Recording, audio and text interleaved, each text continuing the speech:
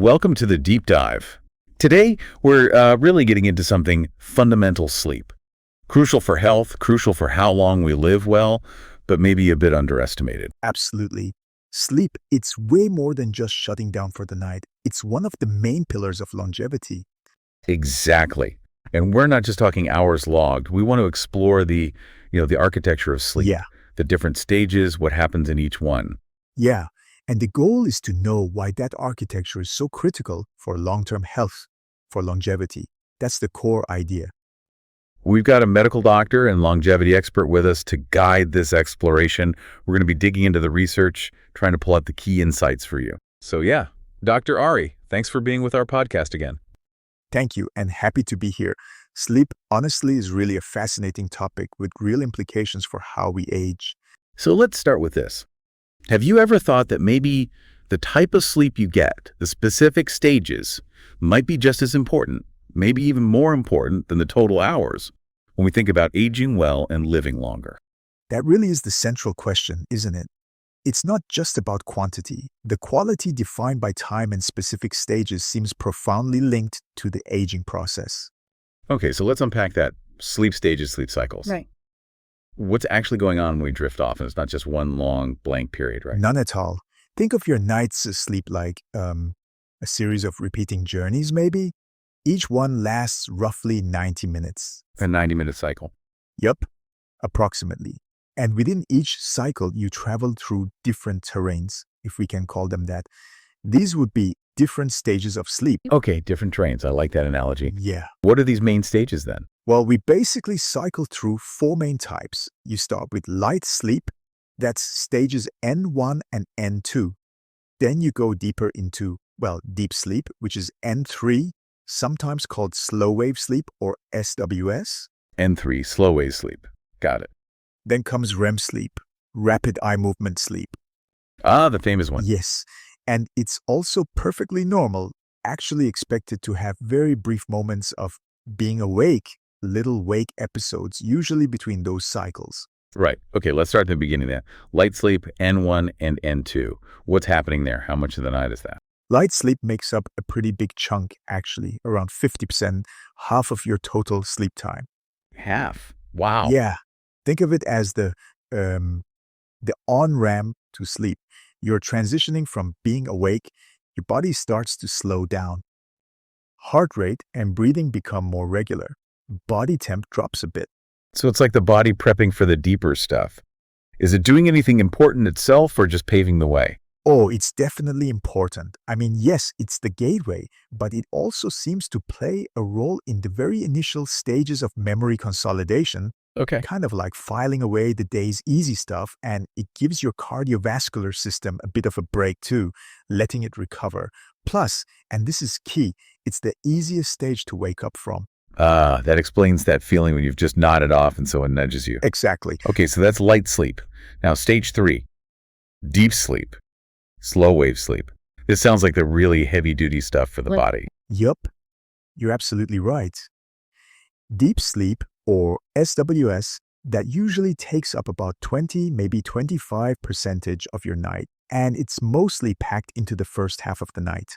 First half, okay. And yeah, this is where things get really interesting for longevity. How so? Why is this stage so critical for, aging healthily? What's the mechanism? Think of deep sleep as your body's prime time for physical restoration. You know that feeling of waking up, feeling genuinely refreshed, physically recovered? Yeah, hopefully. That's largely thanks to getting enough deep sleep.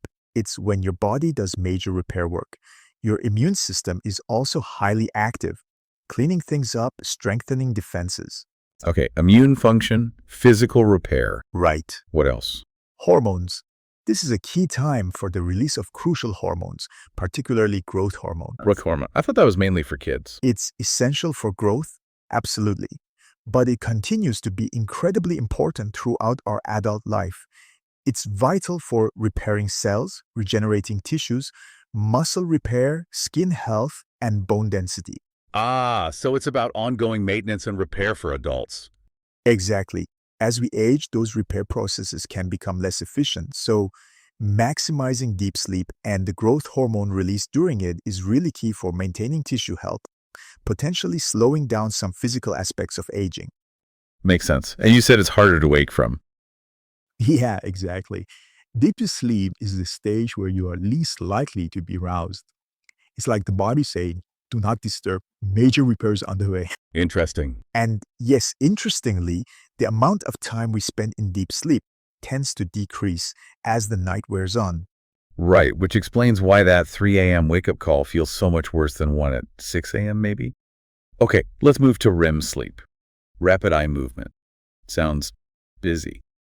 Well, REM sleep also accounts for about 20 to 25% of the night, similar to deep sleep in total duration, but unlike deep sleep, it becomes more prominent in the second half of the night. Later on. Okay. And what's its main job for longevity if deep sleep is physical repair? REM is largely about the brain. Think brain maintenance, cognitive function, emotional processing. Emotional processing. How does that work? It seems to be a critical time for processing the day's experiences, especially emotional ones.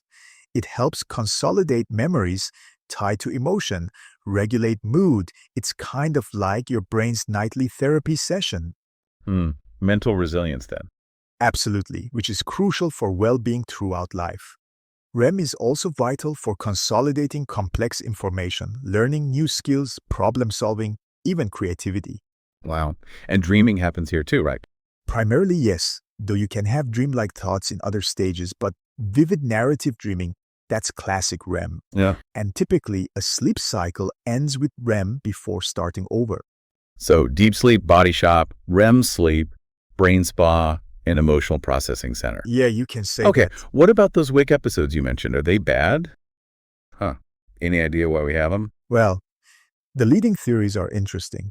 One idea is evolutionary, a quick check for danger. Our ancestors needed to be aware. Makes sense from a survival standpoint. Yeah, another thought is that it might help subtly reset or reinforce our circadian rhythm, our internal clock, basically helping to keep everything aligned with the day-night cycle, which is extremely important for long-term sleep health. Like a quick system check and sync. Yeah. So putting it all together, how does the night typically flow? What's the usual order? Generally, you start with N1, that very light sleep, then into N2, a bit deeper, then down into N3, which is the deep sleep. Right. Then you usually cycle back up through N2 briefly, Right. before entering your first REM period. After REM, the cycle roughly starts again back towards light sleep. And you said the balance shifts through the night? Yes, definitely. The first half of the night, maybe the first third, is really dominated by deep sleep. Those cycles have longer N3 periods. As the night progresses, the deep Okay. sleep stages get shorter, or might even disappear from later cycles, and the REM periods get longer and happen more frequently, especially towards the morning. So you get your physical repair done early, and the brain work ramps up later. That's a pretty good way to think about it. Yeah, the body prioritizes physical restoration first, then shifts focus more towards cognitive and emotional processing. Okay, we've got the map. Now let's really connect the dots back to longevity. Why is hitting each of these stages adequately so important for a longer, healthier life? Let's look at it through the lens of aging. Deep sleep, as we said, is crucial for physical repair via growth hormone and immune function. As we get older, wear and tear accumulates, immune function can decline, so maximizing that deep sleep becomes even more vital to counteract those trends, right? Staying physically resilient. Exactly. And then REM, sleep-preserving cognitive function, memory learning ability, is a huge part of healthy aging. Preventing cognitive decline. Precisely. And that emotional regulation aspect of REM, maintaining mental well-being, coping with stress effectively, that has a massive impact on overall health Right. and potentially lifespan too. It's not just about avoiding disease, it's about maintaining function and quality of life. So it's like each stage is a different specialist crew working overnight. One handles physical repairs, another manages brain software updates, and emotional balance. That's a great analogy. Yeah, you need all the crews working effectively throughout your life to keep the whole system running optimally for the long haul. Okay, this is compelling. So for everyone listening who's thinking, right, I need to work on this, What are the actionable takeaways? How can we optimize our sleep stages for better longevity? Okay, practical steps.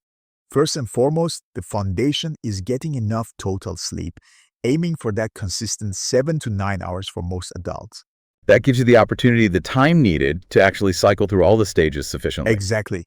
You can't squeeze adequate deep and REM sleep into just 5 or 6 hours regularly. Quantity enables quality stage distribution. Makes sense. What else? A solid wind-down routine. This is huge. Consistently doing relaxing activities for, say, 30 to 60 minutes before bed signals to your brain and body that sleep is coming. Like what kind of activities? Great question. Activities like reading a physical book, gentle stretching, meditation, listening to calming music, taking a warm bath.